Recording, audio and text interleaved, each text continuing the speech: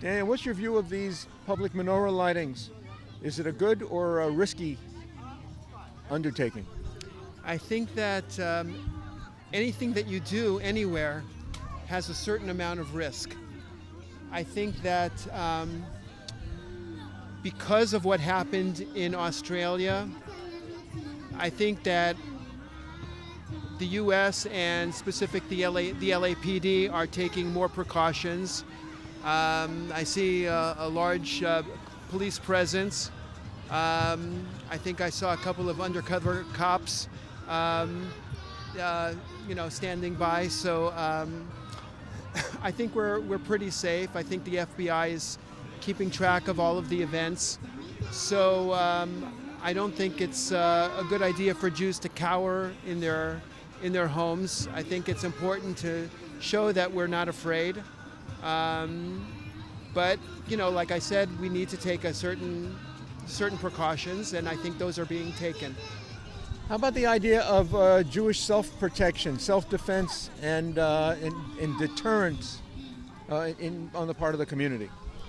You mean every Jew at 22? Not necessarily a 22, but a fist and an appearance to come out and stand up to counterbalance the challengers. I do think it's important for all Jews to have a certain level of self-defense, but of course there are certain segments of our community, like old ladies and young children that are not going to be able to defend themselves against gangs. But what about the able-bodied young men? I think that we have like Magen Am.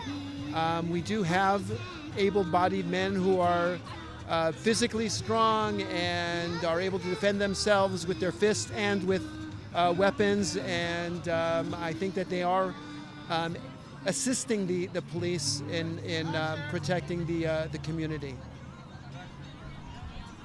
What about the sentiment that allows this kind of conduct, that tolerates it, the globalizing of the Intifada?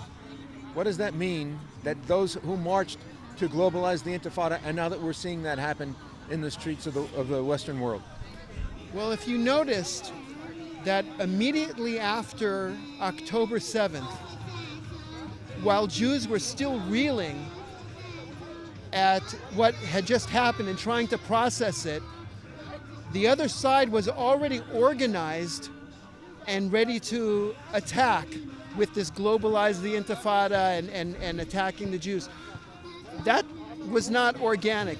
That happened. It was organized. It was very well organized and extremely well funded by countries like Qatar, Iran, and other leftist organizations that comply with their philosophy.